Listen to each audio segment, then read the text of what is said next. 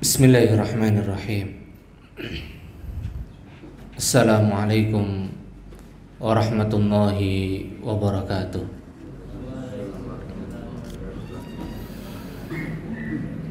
Innal hamdalillah nahmaduhu wa nasta'inuhu wa nastaghfiruh wa na'udzu billahi min shururi anfusina wa min sayyiati a'malina.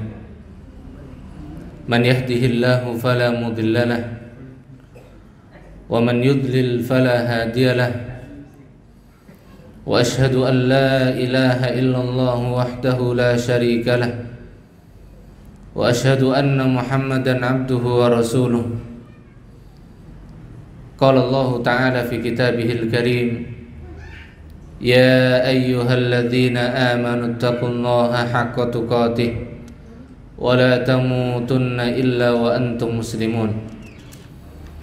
Ya ayyuhan nasu taqu rabbakumul ladzi khalaqakum min nafsin wahidah wa khalaqa minha zawjaha wa batha minhuma rijalan katsiran wa nisaa'a wattaqullaha alladzi tasaaluna bihi wal arham innallaha kana 'alaikum raqiba. Ya ayyuhalladzina amanu taqullaha wa qulu qawlan sadida yuslih lakum a'malakum wa yaghfir lakum dhunubakum wa may yuti'illaha wa rasulahu faqad faza fawzan 'azima. Amma ba'd, fa inna asdaqal kalami kalamullah wa khairal hadi hadi Muhammadin sallallahu alaihi wasallam wa syarrul umuri muhdatsatuha fa inna kulla muhdatsatin bid'ah wa kulla bid'atin dhalalah wa kulla dhalalatin finnar. Jamaah kaum muslimin dan muslimah yang semoga senantiasa dalam kebahagiaan, rahmat sekaligus karunia Allah Subhanahu wa taala. Karena Allah Subhanahu wa taala telah menurunkan rahmatnya untuk semua makhluknya, sehingga semuanya merasakannya dan tetap bisa menikmatinya. Dan tidaklah Allah Subhanahu wa taala turunkan rahmatnya dan karunia-Nya tersebut untuk kita semua, melainkan hanya untuk satu tujuan yang paling besar, agar kita menjadi makhluk yang senantiasa berbahagia dengan mengesahkan Allah Subhanahu wa ta'ala dalam ibadah kita, agar kita senantiasa mengesahkan Allah Subhanahu wa ta'ala di dalam ibadah. Dan itulah kebahagiaan seorang hamba, manakala dia bisa menundukkan dirinya dengan ibadah dan mengesahkan Allah Subhanahu wa ta'ala di dalam semua ketaatannya, maka dia akan menjadi manusia yang paling berbahagia. Karena itulah fitrahnya manusia yang Allah Subhanahu wa ta'ala telah tetapkan fitrah dia. Maka barang siapa yang dia menyelisihi fitrahnya dengan memalingkan rasa syukurnya, dengan menjadikan ketaatannya tersebut, ketundukannya tersebut kepada selain Allah Subhanahu wa ta'ala, maka dia adalah akan menjadi orang-orang yang paling sengsara, paling gelisah hidupnya. Dan itulah tujuan penciptaan kita semuanya. Tujuan kita hidup semuanya di sini adalah agar kita menjadi orang-orang hamba-hamba Allah yang senantiasa berbahagia dengan rahmatnya. Berarti dengan dengan menjadikan diri kita senantiasa tunduk taat hanya semata kepada Allah Subhanahu wa ta'ala. Satu itu. Dan tidak menyekutukan Allah dan menjadikan tandingan bagi Allah Subhanahu wa ta'ala dengan sesuatu apapun. Maka itu ketika sudah mulai kita memahaminya dan menumbuhkan keyakinan tersebut dan mengamalkan konsekuensi yang sangat besar tersebut, maka kita akan bisa menjadi manusia yang paling berbahagia insyaallah ta'ala. Karena kalau kita melihat sejarah manusia yang paling mulia, Manusia yang paling mulia mereka adalah para nabi dan para rasul.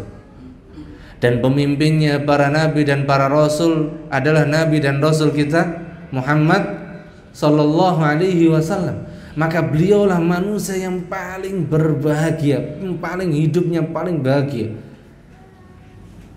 Padahal kalau kita menyaksikan kehidupannya serba pas-pasan, tapi beliau tidak merasa apa? Tidak merasa kekurangan dengan kondisinya tersebut. Karena apa? Karena beliau sangat yakin dan beliau wujudkan keyakinannya tersebut, keimanannya tersebut, walaupun dalam kondisi apa? Pas-pasan tadi. Beliau adalah manusia yang paling tunduk, taat, dengan memberikan seluruh penghambaan dan ibadahnya hanya semata kepada Allah. Ini kalau kita mau apa? Mau menilik bagaimana figur manusia yang paling mulia, dan beliaulah nabi dan rasul kita. Penghambaannya, ibadahnya paling agung, paling total. Dan itu diantara apa? Diantara wujud kemuliaan, bukti kemuliaan yang Allah berikan kepada Nabi dan Rasul kita Muhammad sallallahu alaihi wasallam. Maka mudah-mudahan Allah Subhanahu wa taala mudahkan kita untuk bisa meniti jalan Rasulullah sallallahu alaihi wasallam dengan senantiasa menapaki jejak para sahabatnya. Karena manusia yang paling berbahagia sesudah Nabi dan Rasulnya Muhammad sallallahu alaihi wasallam tidak ada lain kecuali mereka, para sahabat Rasulullah sallallahu alaihi wasallam. Kemudian orang-orang yang mengikuti mereka dengan baik hingga datang hari kiamat. Ma'asyiral muslimin dan muslimah yang semoga senantiasa tercurahkan rahmat dan taufik dari Allah Subhanahu wa taala untuk kita semuanya.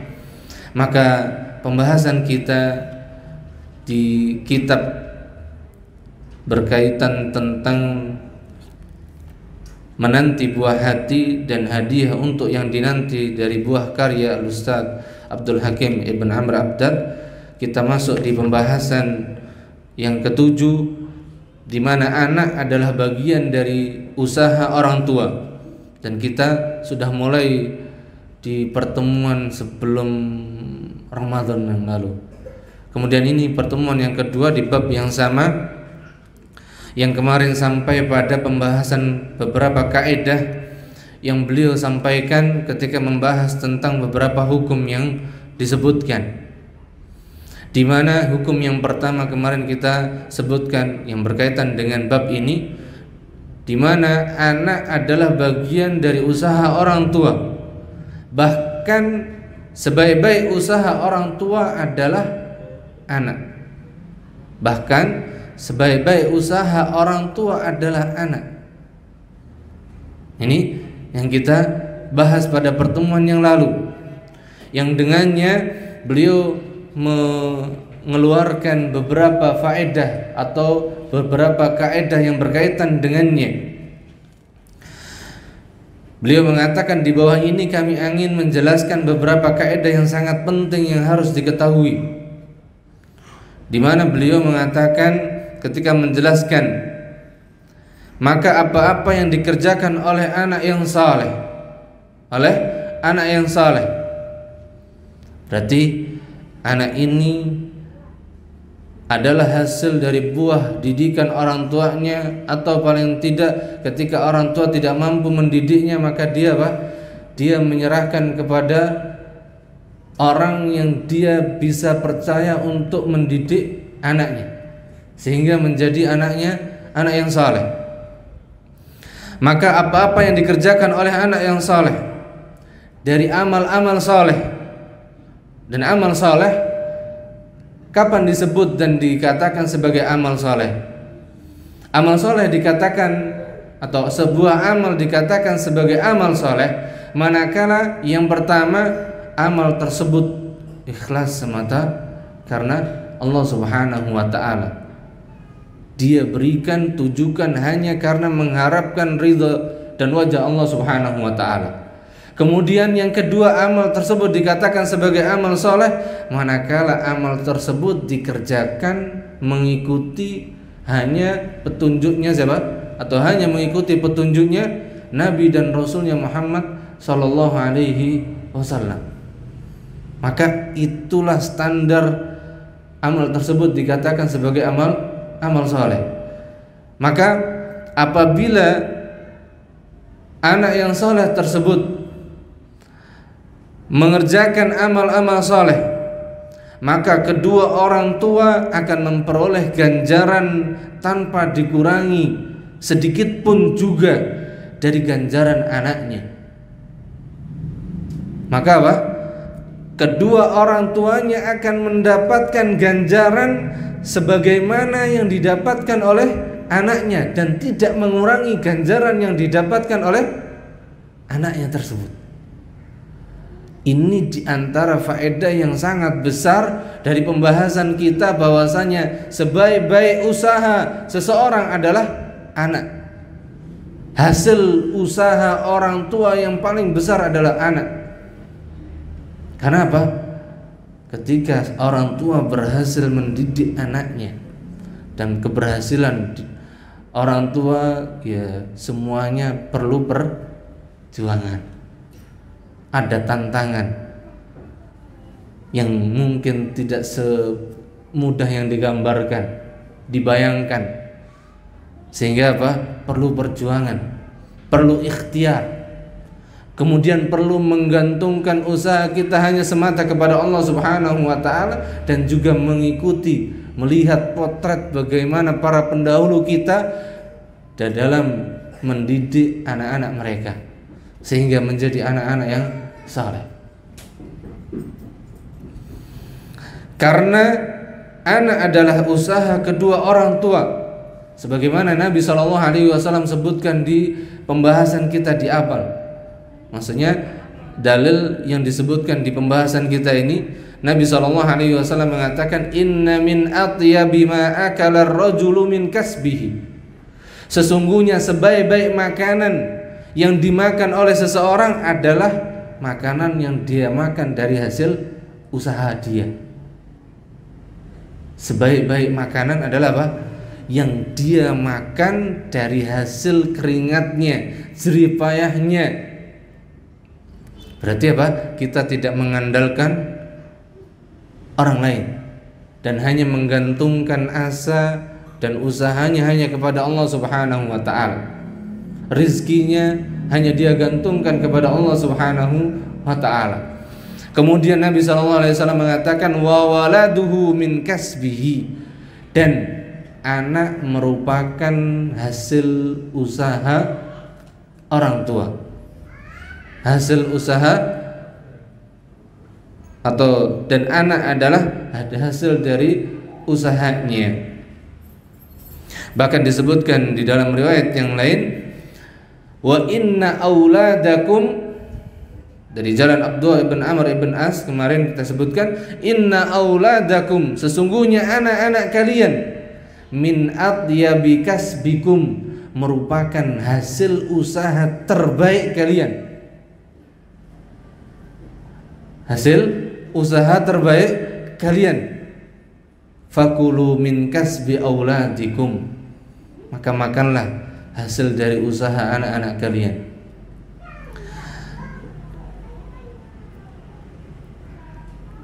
Ini diriwayatkan oleh Al-Imam Abu Dawud dan yang lainnya, dan hadis ini hasan. Maka ini menunjukkan bahwasanya apa? Sebaik-baik usaha seseorang adalah anaknya. Maka tadi di antara bukti kebenaran apa yang disabdakan oleh Nabi SAW, maka semua amal kebaikan, amal soleh yang dikerjakan anak otomatis, walaupun tidak diniatkan untuk orang tua, walaupun tidak dikirimkan untuk orang tua dapat jatahnya, dan jatahnya sama seperti yang didapatkan oleh anaknya tanpa mengurangi sedikit pun ganjaran yang didapatkan anaknya. Subhanallah, luar biasa Islam. Jadi nggak pakai apa, kirim paket pahala, sudah ngalir. Masya Allah. Maka di sini beliau mengatakan, sedangkan Allah Subhanahu wa taala telah berfirman bahwa manusia tidak akan memperoleh kebaikan kecuali dari hasil usahanya. Allah mengabarkan di dalam firman-Nya, wa allaisa lil insani illa ma sa'a, bahwasanya manusia itu tidak akan mendapatkan sesuatu melainkan dari hasil apa? Usahanya. Kemudian Nabi mengabarkan bahwasanya sebaik-baik usaha kalian adalah apa? Anak kalian, anak-anak yang saleh. Maka dari sini beliau memberikan beberapa faedah berupa kaidah, menjelaskan beberapa kaidah yang sangat penting yang harus kita ketahui. Yang pertama, kemarin juga sempat disinggung seingat saya. Kaidah yang pertama, bahwa ayat Al-Quran, karena di dalam Al-Quran itu isinya apa? Ayat. Di isinya surat, dan di dalam setiap surat ada ayat. Maka bahwa ayat-ayat Al-Quran selamanya tidak akan bertentangan dengan ayat Al-Quran yang lain. Antara satu ayat dengan ayat yang lain tidak akan pernah bertentangan selamanya. Bahkan ayat-ayat Al-Quran saling menafsirkan satu dengan yang lainnya. Ini kaidah yang pertama yang dijelaskan oleh para ulama kita, dan beliau menukilkannya di sini. Maka kita wajib meyakini bahwasanya tidak ada satupun ayat di dalam Al-Quran yang saling apa? Bertentangan, dan ini harus diimani dengan seyakin-yakinnya. Mengapa? Karena Al-Quran adalah apa? Kalamullah, dan kalamullah semuanya itu tidak mungkin apa? Ada pertentangan di dalamnya. Isinya semuanya kebenaran, petunjuk. Yang satu dengan yang lainnya saling apa? Menguatkan, bukan saling bertentangan. Ini yang pertama. Kemudian kaidah yang kedua, bahwasanya al-hadis selamanya, berarti hadis yang datang dari Nabi SAW berupa perkataan, perbuatan, dan juga takrir, ketetapan dari Nabi SAW, selamanya tidak akan bertentangan dengan ayat Al-Quran yang lain.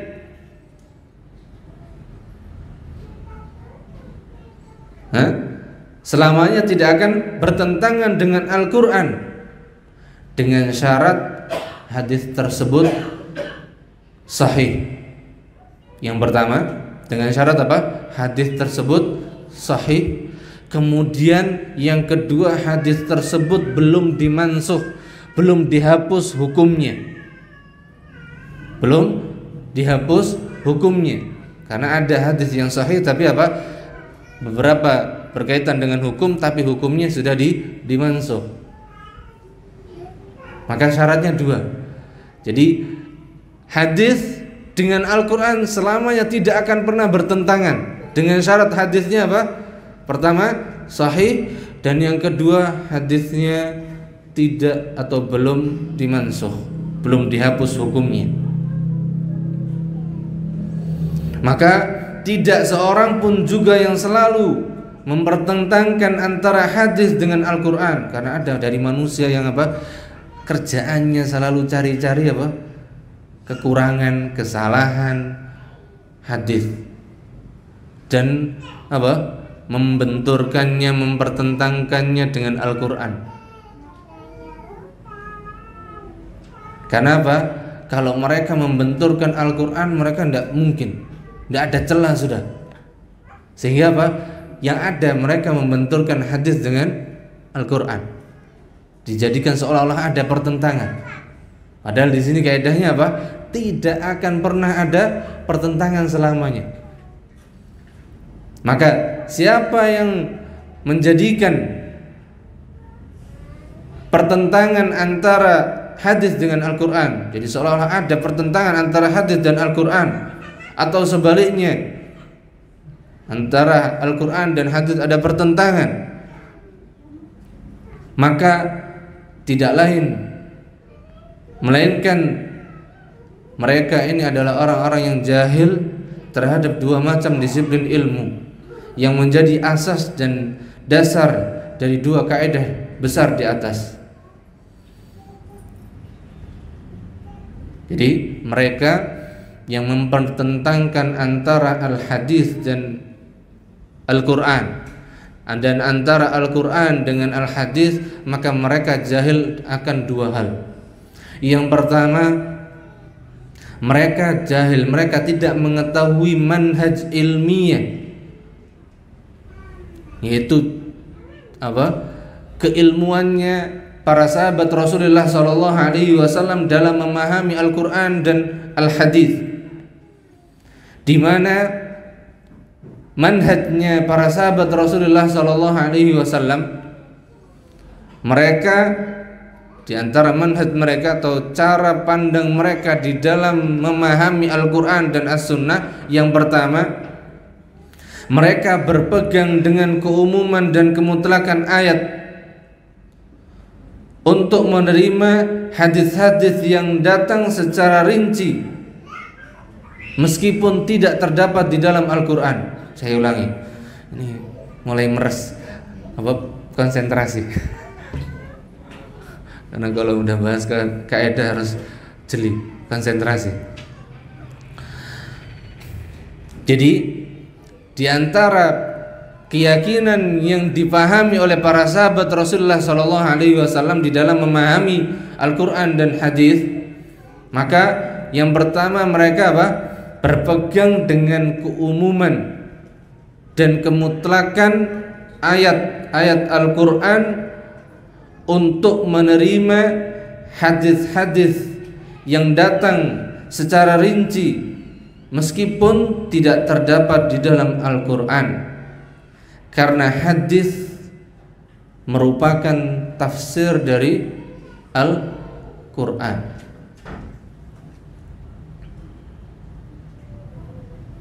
Jadi ketika ada ayat-ayat Al-Quran yang berbicara dengan keumumannya dan kemutlakannya, maka ini tidak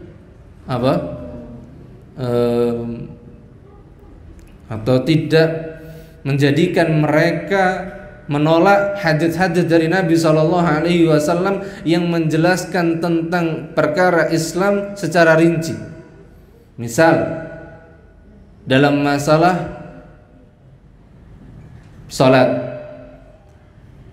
Al-Quran hanya menyebutkan perintah tentang salat, menyebutkan waktu salat. Adapun perinciannya secara rinci, baik dari sifat salatnya maupun ketetapannya, hukum-hukumnya, maka di sini datang dari As-Sunnah. Kemudian berkaitan dengan masalah zakat, maka zakat pun demikian. Di dalam Al-Quran datang secara keumuman dan kemutlakannya. Perinciannya di mana? Adanya di dalam hadis Nabi SAW. Dan begitu, sangat banyak sekali pembahasan yang di dalam Al-Quran disebutkan oleh Allah Subhanahu wa taala dengan keumumannya dan kemutlakannya, namun perinciannya ada dalam Al-Hadis. Dan mereka berpegang dengan itu.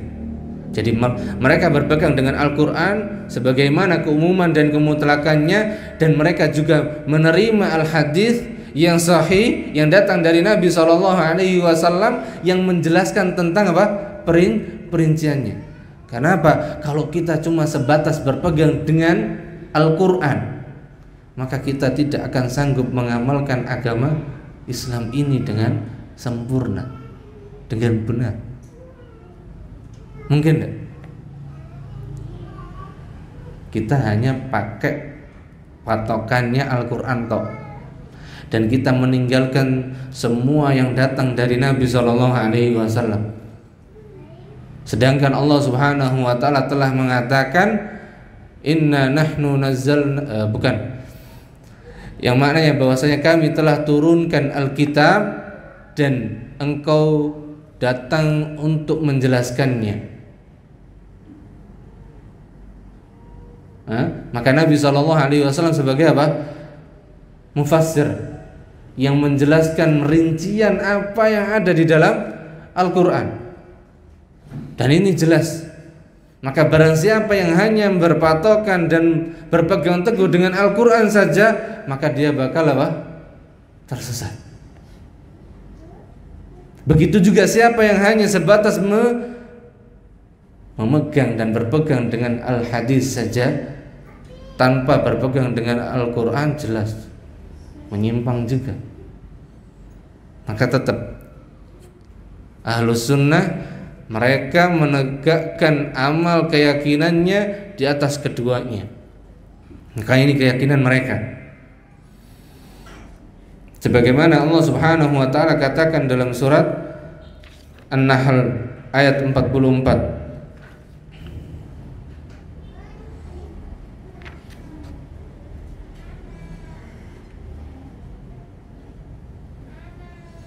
Dan kami turunkan kepadamu Al-Quran litubayyina linnasi ma nuzzila ilaikum la'allakum tatafakkarun. Dan kami turunkan kepadamu wahai Muhammad az-zikr, yaitu Al-Quran, supaya apa? Supaya engkau menjelaskan kepada manusia penjelasan yang rinci kepada mereka dari apa yang Allah Subhanahu wa taala telah turunkan kepada mereka, agar mereka apa? Mau berpikir, supaya mereka berpikir. Ini menunjukkan bahwasanya apa? Dengan perangkat akal dan fitrah yang Allah berikan, maka ini adalah nikmat yang sangat besar supaya kita bisa memahami apa yang Allah turunkan dengan mengikuti petunjuk yang diajarkan dan difahamkan dan dijelaskan oleh Nabi kita Muhammad sallallahu alaihi wasallam.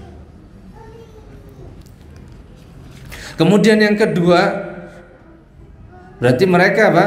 Jahil terhadap perjalanan ilmiahnya para ulama, para sahabat Rasulullah sallallahu alaihi wasallam.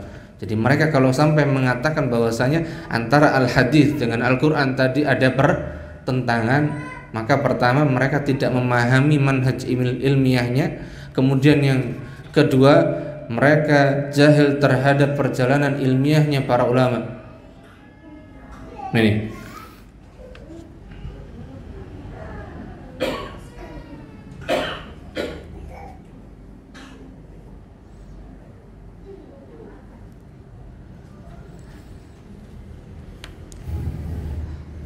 dan diantara faedah dari kaidah yang kedua yang tadi,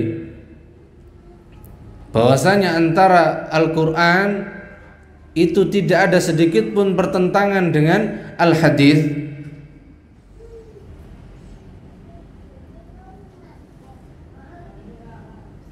yaitu yang berkaitan dengan penjelasan yang tadi kita sebutkan tentang bahwasanya Allah Subhanahu wa taala mengabarkan bahwasanya manusia tidaklah mendapatkan melainkan apa yang dari hasil usaha dia.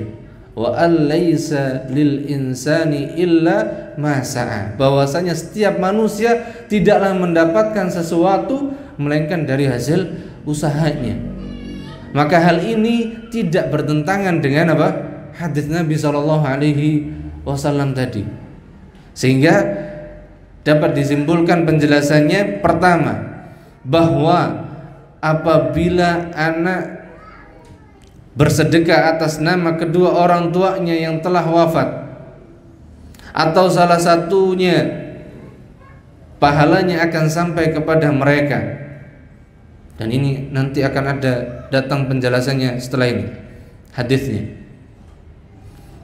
Kemudian yang kedua, atau apabila anak tersebut menghajikan orang tuanya yang masih hidup, akan tetapi apa? Orang tuanya sudah tidak mampu lagi, sudah tidak kuat maksudnya, baik karena sebab faktor usia atau karena apa? Sudah sakit-sakitan. Maka berarti apa? Anak boleh mengajikan untuk orang tuanya tersebut. Atau anak menghajikan orang tuanya yang telah wafat, maka ini pun dibolehkan.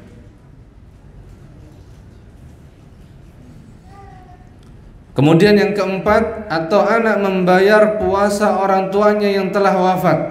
Namun di sini penjelasan yang paling rajih, yang paling kuat, puasa di sini yang dimaksudkan adalah puasa nazar, bukan puasa qadha. Misal dulu di bulan Ramadan ada yang apa? Tidak puasa. Kemudian apa? Diqadhakan, dipuasakan. Maka di sini penjelasan yang lebih kuat, kata beliau, dari apa yang beliau dapatkan atau dari apa yang beliau teliti dari penjelasan para ulama kita, maka yang paling kuat pendapatnya di sini yang dimaksudkan mempuasakan puasa orang tua, yaitu puasa yang dimaksudkan adalah puasa nazar, yaitu misalnya orang tua kita dahulu pernah bernazar untuk puasa, maka boleh di sini apa? Anak mempuasakan.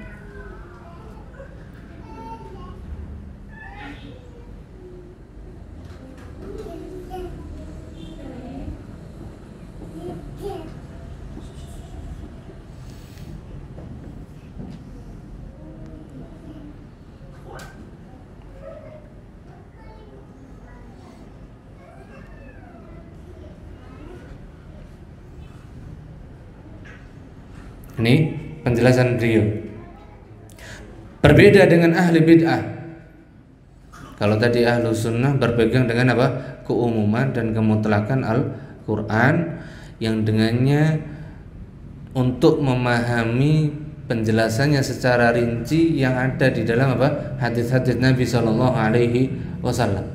Tapi ahlul bid'ah, nah, di antara ciri mereka di dalam pemahaman mereka, maka manhaj mereka berpegang dengan keumuman ayat dan kemutlakannya menurut prasangka mereka, untuk apa? Bukan untuk menerima hadis, tapi untuk menolak hadis-hadis dari Nabi SAW.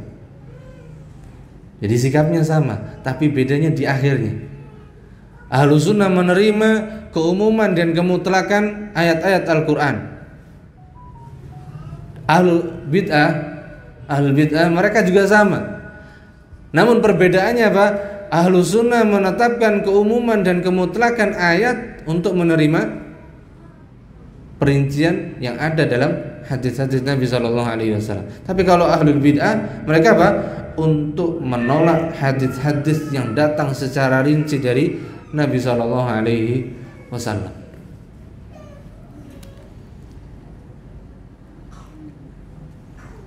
Di antara bentuknya tadi, contohnya tadi apa? Hadis nanti akan disebutkan yang berkaitan dengan 4 contoh tadi, berkaitan dengan sedekah untuk orang tua, haji untuk orang tua, atau menghajikan orang tua, atau mempuasakan orang tua. Kemudian kaidah yang ketiga yang beliau sebutkan dari faedah pembahasan yang beliau sampaikan tadi, hadis dengan hadis, antara hadis satu dengan hadis yang lainnya, selamanya tidak akan bertentangan. Selamanya apa? Tidak akan pernah ada pertentangan. Selama atau dengan syarat hadis-hadis tersebut sahih dan belum dimansuh hukumnya. Jadi seorang muslim tidak boleh meyakini dan tidak boleh dia memahami kalau ada dari hadis-hadis dari Nabi SAW itu ada yang bertentangan. Tidak mungkin. Kalau mungkin sekiranya ada yang nampaknya bertentangan, berarti perhatikan tadi, lihat syaratnya tadi. Apakah hadis tersebut sahih atau tidak, atau dhaif? Kalaupun ada hadis tersebut telah dibuktikan sahih, kira-kira bagaimana hukum yang terkandung dalam hadis tersebut? Dimansuh apa enggak? Kemudian untuk menetapkan hal itu semuanya kita butuh apa? Penjelasannya para ulama kita, karena kita tidak mampu. Karena kita tidak memiliki perangkat untuk bisa mentarjihnya dan memahami. Itu. Kemudian kaidah yang keempat,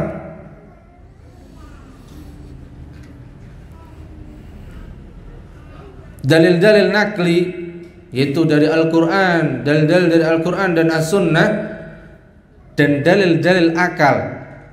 Antara dalil Alkitab dan As-Sunnah dan dengan dalil akal.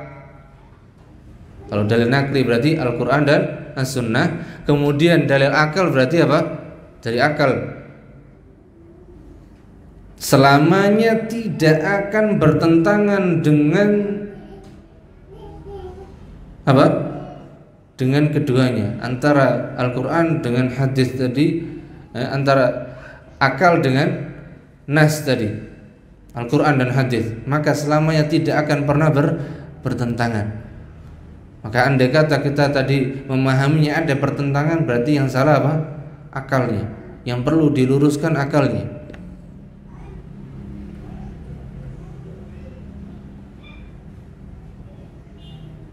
Dengan syarat yang pertama, akalnya sahih. Dengan syarat apa? Akalnya sahih. Apa yang dimaksud dengan akalnya sahih? Belum kemasukan kerancuan-kerancuan, pemikiran-pemikiran, syubhat-syubhat. Maka apa? Ini syarat yang pertama.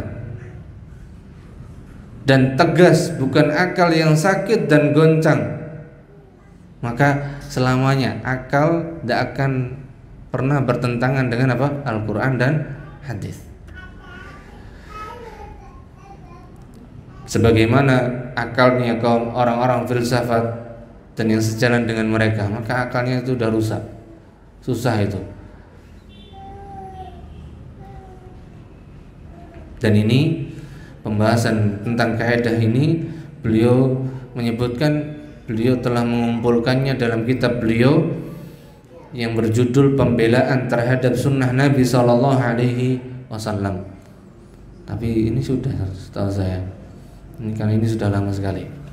Nah, maka ringkasnya beliau berikan kesimpulan di sini, setiap amal saleh yang dikerjakan anak, maka kedua orang tua akan mendapatkan ganjarannya meskipun tidak diperuntukkan untuk kedua orang tuanya. Jadi apa? Ketika anak beramal soleh dan dia misal tidak ada niat dan tidak meniatkan, saya kirimkan, saya niatkan untuk orang tua, tetap orang tua apa? Dapat. Ini kata beliau, penjelasan beliau.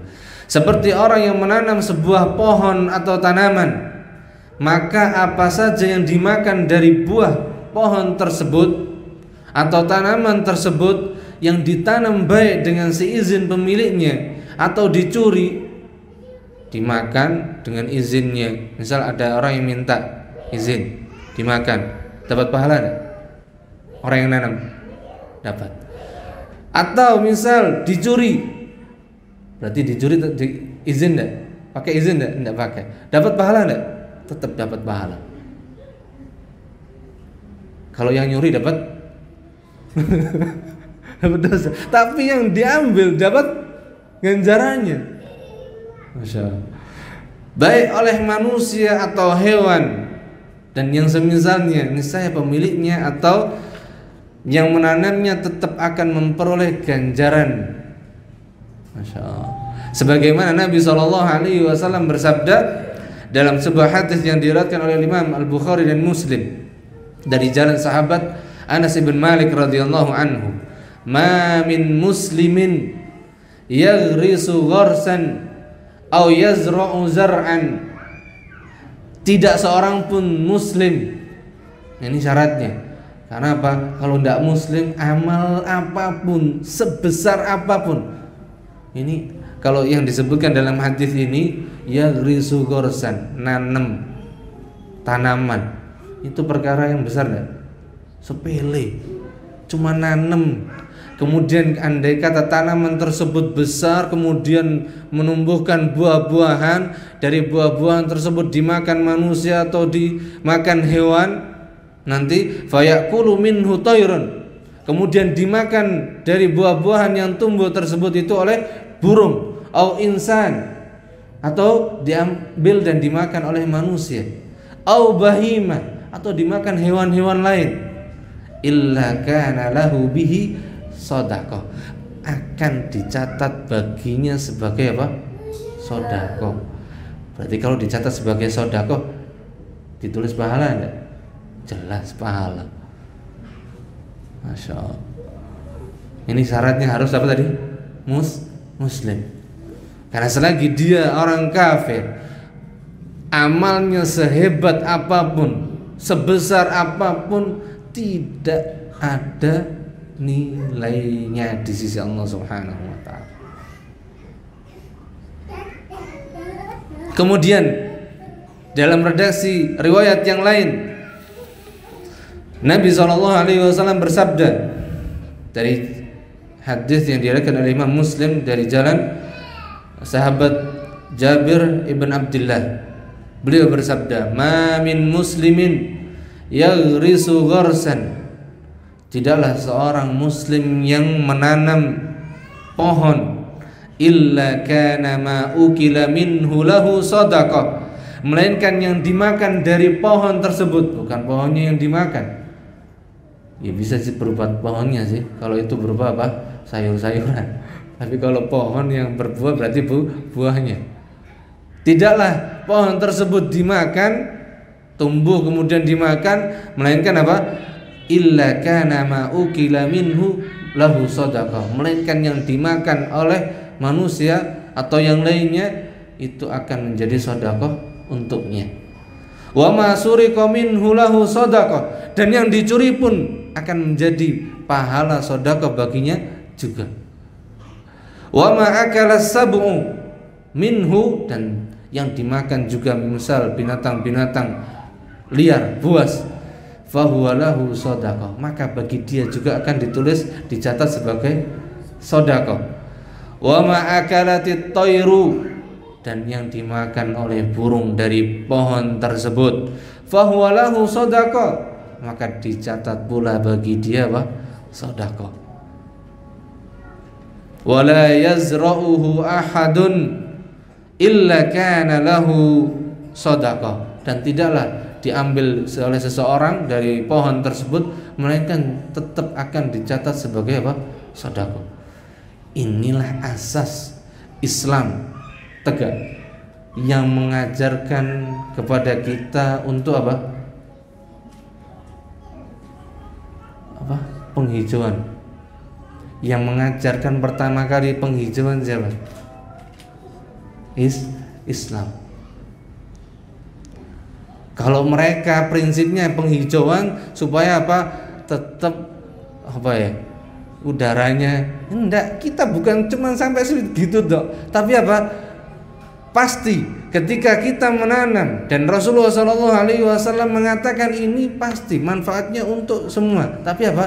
Faedah hikmah yang paling agung beliau sebutkan bahwasanya akan dicatat baginya apa?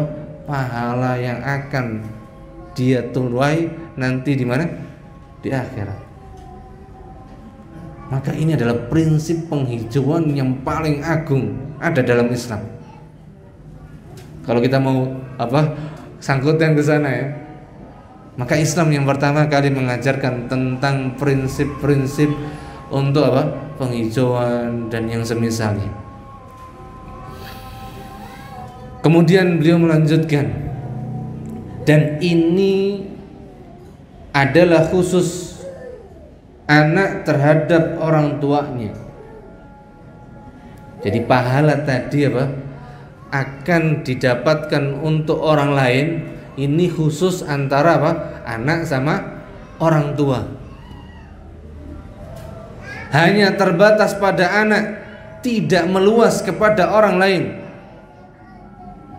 Karena apa? Tadi prinsipnya, nasnya jelas. Manusia tidak akan mendapatkan hasil melainkan dari hasil usahanya. Namun diperinci oleh Nabi SAW bahwasanya apa? Sebaik-baik usaha seseorang adalah anaknya. Maka para ulama menjelaskan ini, pembahasan ini hanya khusus untuk pembahasan antara anak kepada orang tua, tidak yang lainnya, bukan yang lainnya. Ya. Tidak bisa seseorang yang bukan anak kandung, dan anaknya juga harus anak kandung, bukan anak angkat. Ya, anak kandung. Anak angkat berbuat atau dia misal jadi anak yang saleh, yang dapat siapa? Ya orang tua kandungnya. Walaupun dia apa? Misal dia ndak atau orang tuanya ndak ngurusi gitu, maka yang dapat tetap orang tua kandung.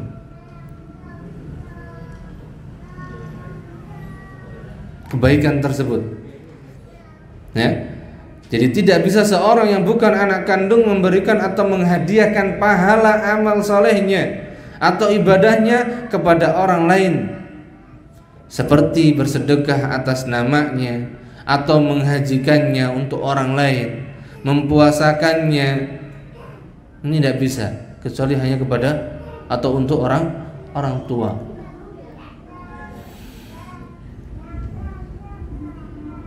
Oleh karena itu Al-Imam Ibnu Katsir menegaskan di dalam kitab tafsirnya ketika beliau menafsirkan firman Allah Subhanahu wa taala dalam surat An-Najm tadi, wa allaisa lil insani illa ma sa'a, bahwasanya manusia tidaklah mendapatkan hasil atau ganjaran melainkan apa? Dari hasil usahanya. Maka beliau mengatakan, langsung kita baca artinya aja biar tidak lama ya. Yaitu sebagaimana seseorang tidak akan memikul dosa orang lain, demikian juga seseorang tidak akan memperoleh ganjaran pahala kecuali apa-apa yang telah ia usahakan untuk dirinya. Jadi beliau mengatakan sebagaimana seseorang tidak akan memikul dosa orang lain, alla taziru waziratun wizra ukhra, kita tidak akan bakal nanggung dosanya siapa? Saudara kita kah? Orang tua kita kah? Tidak. Maka sebaliknya, seseorang juga tidak akan memperoleh ganjaran pahala kecuali apa yang telah ia usahakan untuk dirinya sendiri. Ini. Dan dari ayat yang mulia ini, Al-Imam Asy-Syafi'i dan orang-orang dan para ulama yang mengikutinya telah mengeluarkan hukum bahwa, saya ulangi, dari ayat yang mulia ini Al-Imam Asy-Syafi'i dan orang-orang yang mengikuti beliau, berarti apa? Sepahaman dengan beliau, mengikuti jejak beliau, telah mengeluarkan hukum bahwa bacaan Al-Quran tidak akan sampai hadiah pahalanya kepada orang yang telah mati. Paham maksudnya ya? Nah, bacaan Al-Quran yang mungkin tradisi ini ya menjadi tradisi di negeri kita, maka di sini Al-Imam Asy-Syafi'i, sing ngaku Syafi'i sapa? Beliau menegaskan dan orang-orang yang mengikuti jejak beliau bahwasanya bacaan Al-Quran tidak akan sampai hadiah pahalanya kepada orang yang telah mati. Masya Allah, tegas sekali. Beliau mengatakan annal qira'ata la yasilu ihda'u thawabiha ilal mauta li'annahu laisa min amalihim wa kasbihim, bahwasanya bacaan Al-Qur'an tidak akan pernah sampai hadiah pahalanya tadi, hadiah pahalanya kepada yang sudah mati. Karena apa? Li'annahu laisa min amalihim, karena bacaan tersebut bukan hasil perbuatannya dan juga bukan hasil usahanya. Ini penjelasan beliau. Kemudian Al-Imam Ibnu Katsir melanjutkan dengan mengatakan walihadza lam yandub ilaihi, oleh karena itu Rasulullah sallallahu alaihi wasallam tidak pernah menganjurkan, mensunnahkan, mensyariatkan untuk umatnya untuk menghadiahkan pahala bacaan Quran kepada orang-orang yang telah mati. Rasulullah tidak pernah memerintahkan, tidak pernah mensyariatkan, tidak pernah pula mencontohkan untuk menghadiahkan bacaan Al-Quran kepada yang sudah mati. Dan tidak juga menggemarkannya, menganjurkannya, dan tidak juga memberikan petunjuk kepada mereka, baik berupa nas, yaitu hadis yang berupa dalil yang tegas dan jelas, dan tidak juga berupa isyarat. Jadi dalil isyarat supaya kita membacakan Al-Quran dan menghadiahkan untuk yang sudah mati pun tidak ada dari Nabi Sallallahu Alaihi Wasallam, dan tidak dinukil juga dari seorang pun sahabat Nabi Sallallahu Alaihi Wasallam mereka pernah menghadiahkan atau mengirimkan pahala bacaan Al-Quran mereka untuk yang sudah mati.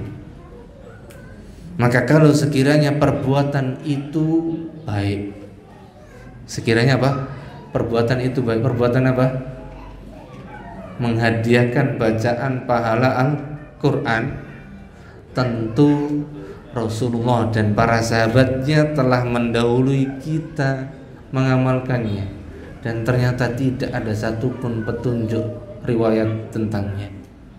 Nah, kemudian beliau menegaskan, dan dari perkataan Al-Imam Ibnu Katsir, dan dalam masalah peribadatan berkaitan dengan ibadah, maka hanya berpatokan kepada dalil, merujuk kepada nas Al-Quran dan hadis, tidak boleh berpaling dengan yang lainnya, baik berupa kias maupun pendapat, pendapat. Wallahu ta'ala a'lam bishawab. Lanjut.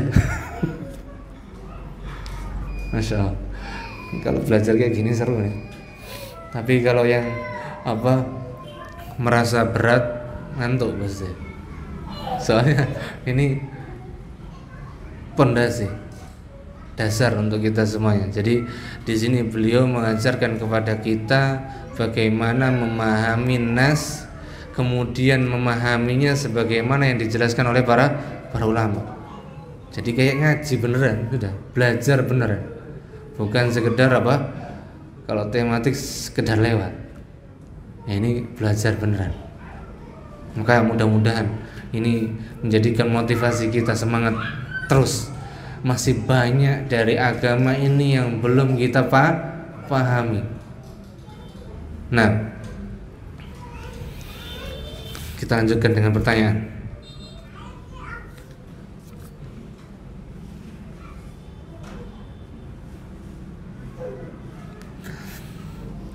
Assalamualaikum Ustaz. Waalaikumsalam warahmatullahi wabarakatuh. Apakah orang tua tidak akan terkena dosa apabila sang anak melakukan kemungkaran atau maksiat? Sudah dijawab belum tadi? Sudah ya? Sudah. Berarti apa? Enggak dapat. Kemaksiatan yang dikerjakan oleh anak, maka orang tua enggak ikut-ikut. Paling kena malu doang. Tapi kalau kena malu atau kena Mungkin orang pandangannya, oh anaknya fulan gitu, paling gitu aja. Tapi giliran dosanya, maka yang nanggung tetap anaknya. Nah, dan bagaimana ketika seseorang menghidupi anak yatim hingga mereka sukses? Apakah seseorang tersebut mendapatkan pahala dari kebaikan yang dilakukan anak asuhnya? Maka orang tersebut mendapatkan pahala kebaikannya yang dia tunaikan untuk anak yatim tersebut, ganjarannya besar. Kata Nabi sallallahu alaihi wasallam, "Ana wa kafilul yatimi kahakadza." Aku bersama orang yang mengasuh anak-anak yatim itu nanti di surga seperti ini jaraknya. Berarti apa? Sangat dekat. Ini keutamaan luar biasa. Kalau dia tunaikan itu ikhlas semata karena Allah Azza wa Jalla, maka dia akan dapatkan keutamaan itu. Maka ini keutamaan lebih dari dia harus dapat kiriman dari anak asuhnya. Dan jawabannya untuk anak asuhnya tadi kepada orang tua asuhnya, maka dia tidak dapat. Orang tua asuh tidak dapat pahala yang dilakukan berupa amal soleh dari anak asuhnya. Karena tadi sudah dijelaskan, ya, tidak dapat. Tapi dia dapat keutamaan apa? Amal dia yang dia mengasuh anak yatim tersebut. Jelas? Nah,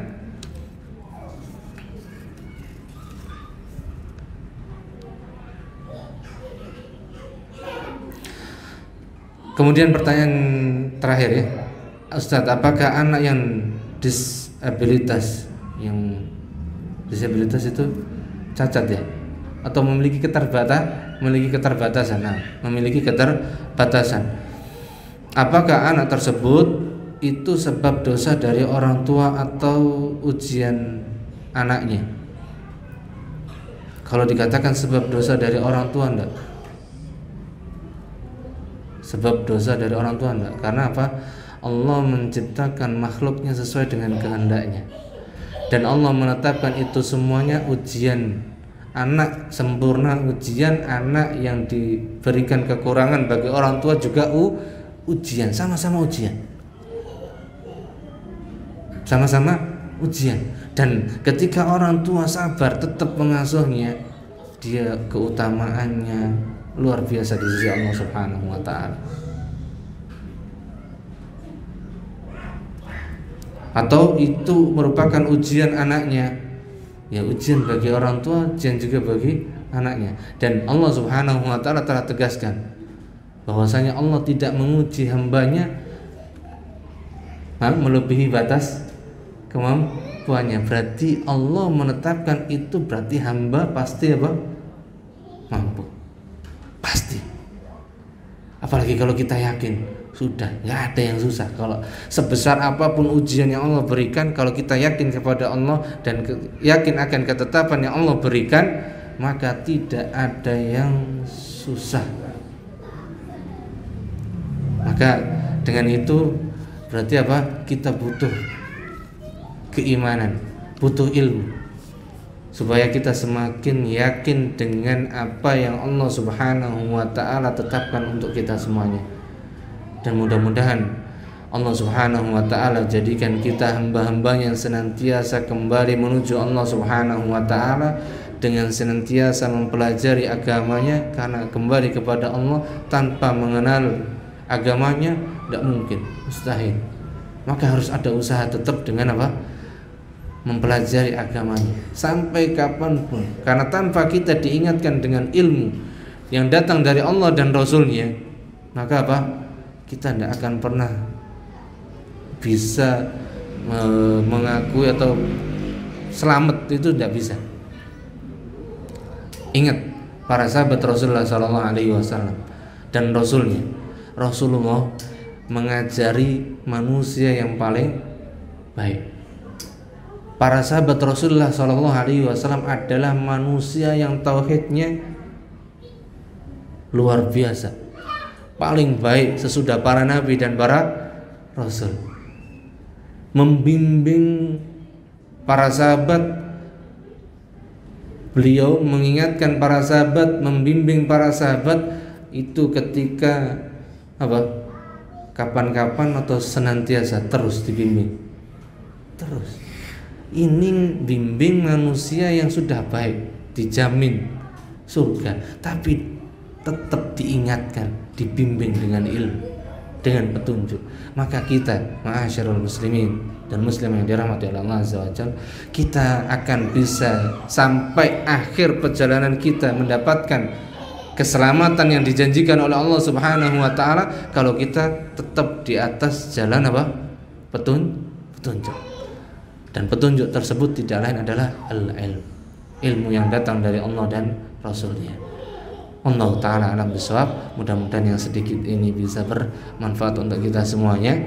Dan insyaAllah kita lanjut di pertemuan yang akan datang. Subhanaka wa bihamdik, asyhadu an la ilaha illa anta, astaghfiruka wa atubu ilaik. Wassalamualaikum warahmatullahi wabarakatuh.